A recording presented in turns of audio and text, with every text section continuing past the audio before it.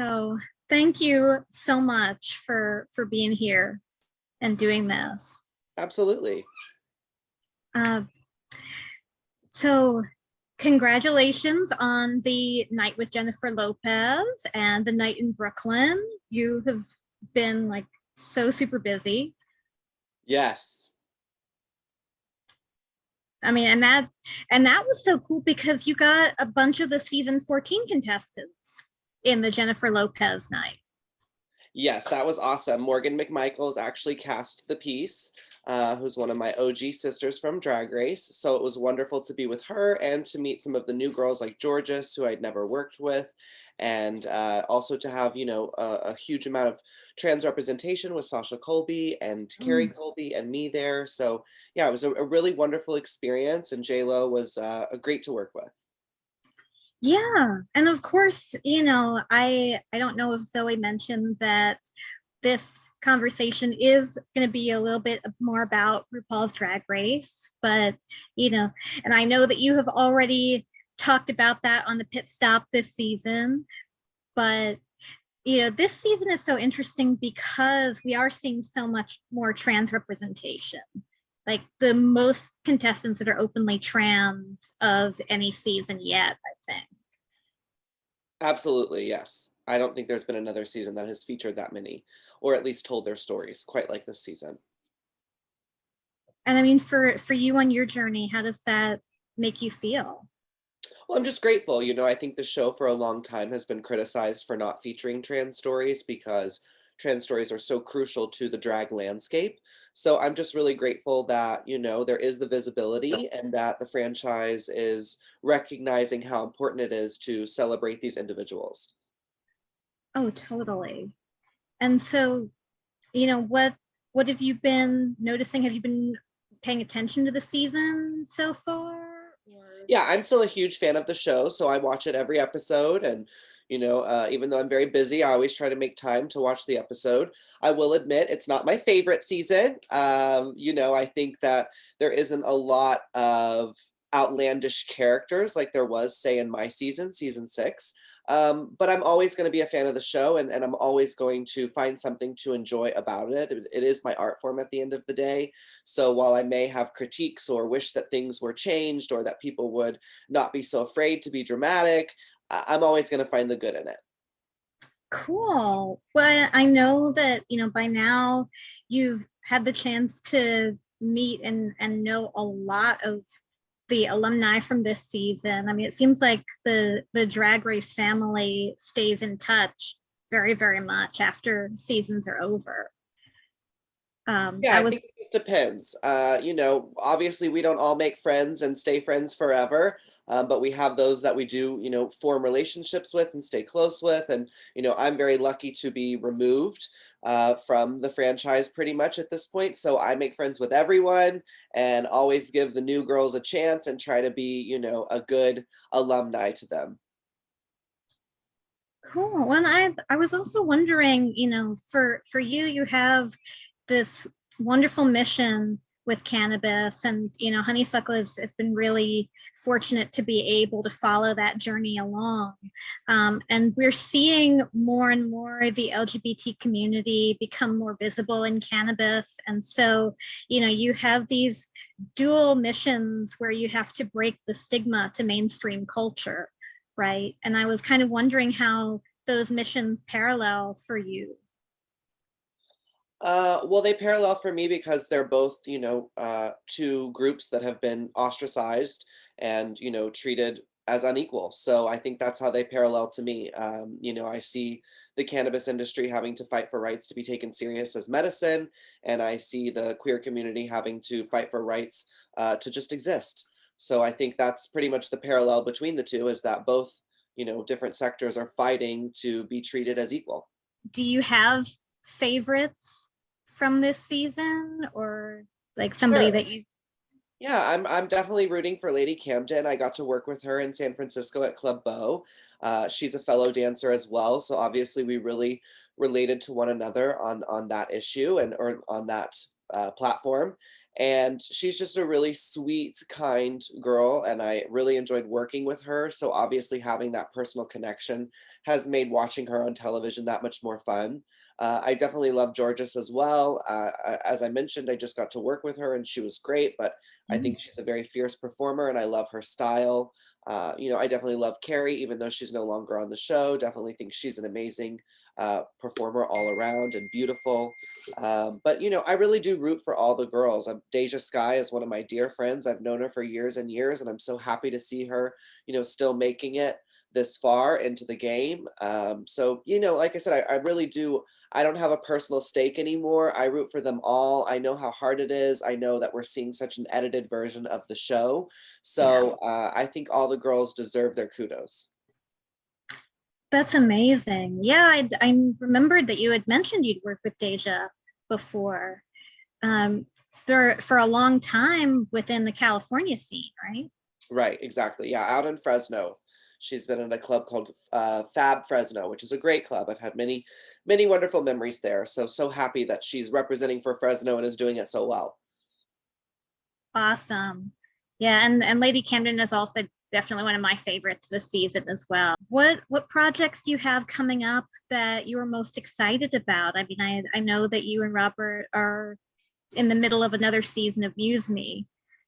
Well, we're Or actually not right now. We're on hold. We're oh, talking okay. to a company to produce the third season, which we're really excited about and hoping that everything goes through until contracts are signed. We're not spilling the tea, but we're pretty certain that that is going to be picked up and fully produced. So we won't be using our iPhones anymore, which is exciting.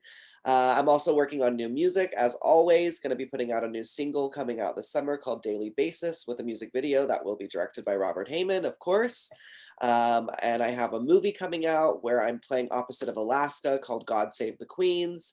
So super looking forward for that to drop and for people to finally see. We made it back in 2020 during Corona. So really excited to finally have that released and out into the world.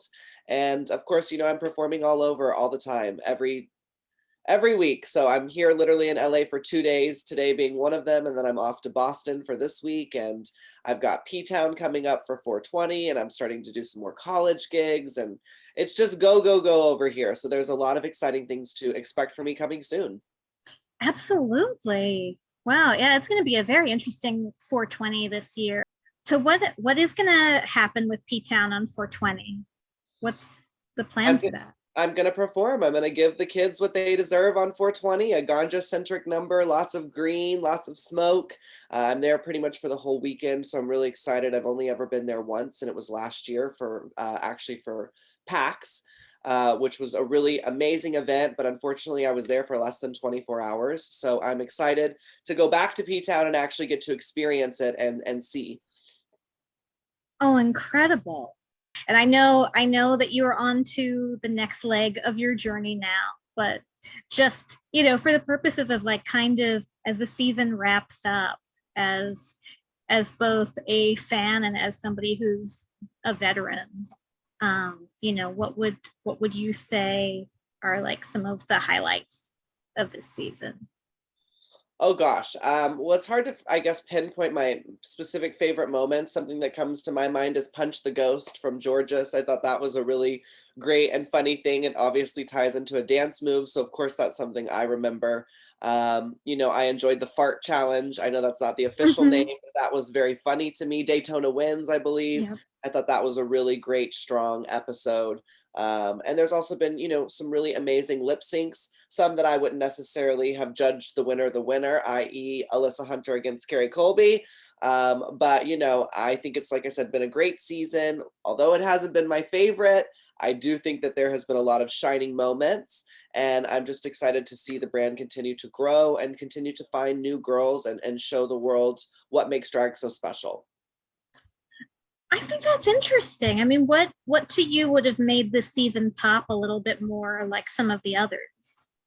I just think it's the casting. I think casting has gotten pretty generic. We have the Puerto Rican queen, we have the one, villain. Like it's just missing its, combustion like there was on my season or season 5. I consider 5 and 6 to be kind of the classic seasons where people were not so scared of being themselves on TV and worried about repercussions. I also feel nowadays it's focused a lot on girls who are popular on Instagram, and that doesn't necessarily translate to television.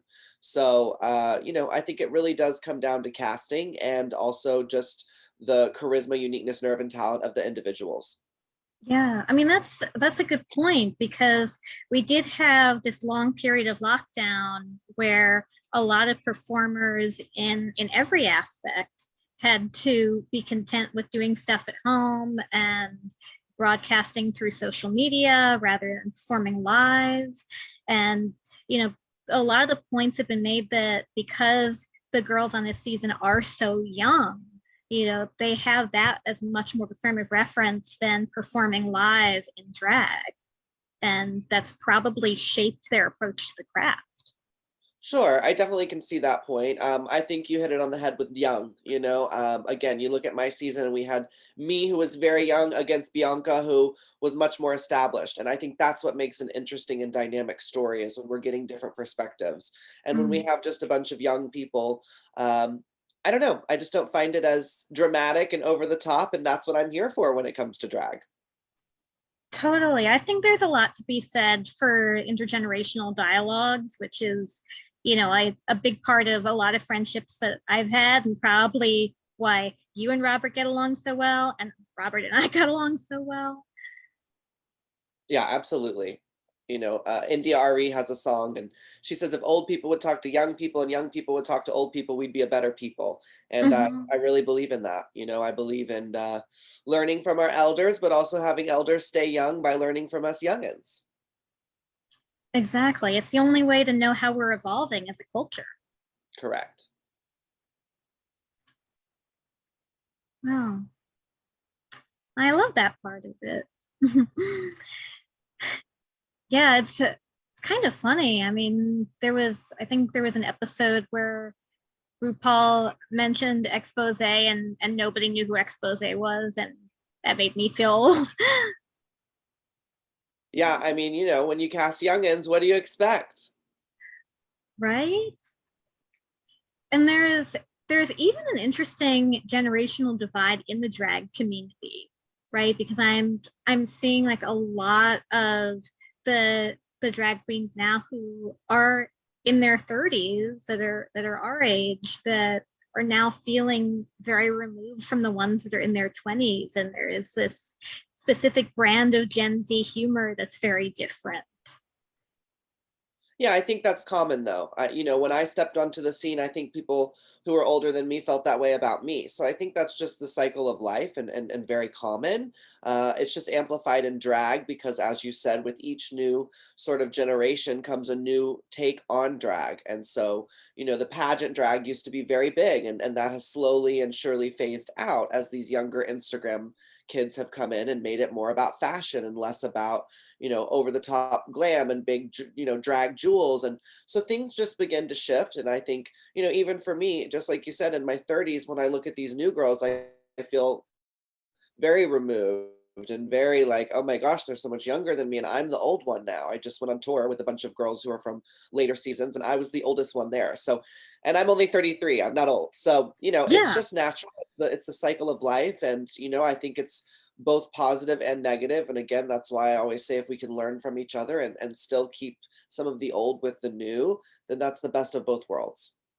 I was gonna ask you too. I mean, you do so much physically as a dancer, and I have to think that the cannabis is the only way that you can do that, because I mean, I know that you started using cannabis as medication after an injury, but like, how is that? Because you're still so like the death drops and the way that you twist your legs is like, how do you still stay so flexible after that? How are you not going home in pain every night? Well, I am going home in pain every night, and that's why I'm actually beginning to start to phase a lot of that out. In fact, I'm headed to Boston, as I said earlier, and I'm bringing two ballads. So, you have to listen to your body. And yes, cannabis does help a lot with recovery and preparation. But at the end of the day, I am looking to not only transition my gender, but also transition my job and focus more on choreography and, writing a book and other things that don't require me to jump off scaffolding and fall onto my back. So, it's a process. People expect this from me. This is how I've created a name for myself. But I think slowly and surely people are going to realize that I'm an amazing performer with or without tricks. And, at the end of the day, I have to listen to my body and I have to, understand that I've done this now for 10 plus years. And, I remember when my drag mother, Alyssa Edwards, didn't do as much dance wise on stage. And I would always be like, oh my gosh, why? She's phoning it in. And now it's like, I completely understand and I completely get it. As we get older, it's just drag is already extremely hard on the body. And so to be that physical on top of all the other things that you're already doing, like super gluing earrings or nails or things of that nature to your body and tucking, it's just a process. And you have to learn to find a new way to show your personality and show what you have. Absolutely. And I heard that as a choreographer, you make them work really hard though. Like you make them do all the twists and the death drops. Well, not exactly. I'm not Bob Fosse, so I'm definitely not pushing people to pass their limits, but I definitely am, very strict on people and I expect the best. And, I just worked with Trixie and Katya on their tour. And yes, both of them left the studio exhausted every night for sure. But I like to think that my level of fierceness is still kind. I'm not like a Bob Fosse where I'm going to keep you in rehearsal and make you do the same thing over and over and over. What's kind of your ideal vision of dance then, would you say? I mean, I love all forms of dance. So I grew up in the contemporary world, and that's definitely still something I hold very near and dear to my heart. But, I love Broadway, I love jazz funk, I love hip hop.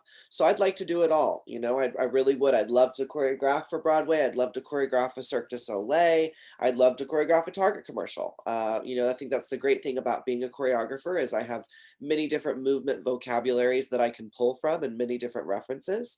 So I hope to just continue to expand my portfolio and do it all. That's awesome. And it's funny. The first time that I saw you, I had this feeling of like, ooh, I bet she's a Rocky Horror fan. And then I found out that you did play Frankenfurter. So I was like, Yes. right. I even have a Rocky Horror Picture Show tattoo. Don't dream it, be it. So, yes, definitely a huge, huge fan of that show. My sister introduced me to that, when I was 14 years old, and it changed my life. I even wrote a thesis on it when I was in college. So, I definitely am a huge Rocky fan. I am too. I am a big musical Broadway person. That was something that Robert and I talked about a lot. Um, well, thank you so much. Is there anything that you want to talk about that I haven't asked about already? No, I think we covered it all. As I said, just stay tuned for the exciting projects I have coming up. Hopefully, I will have news about Muse Me season 3 very soon. And thank you as always for your time. I love my Honeysuckle fam. Y'all have been so great to me and my best friend. So I really, appreciate your time and your support. Oh, we love you too. And, keep us posted on everything. We want to follow the journey. We want to follow all the transitions and twists and turns. And, um, let's keep trailblazing together. Yes, God. Well, Laganja, thank you so, so much. Absolutely. Thank you. I appreciate it.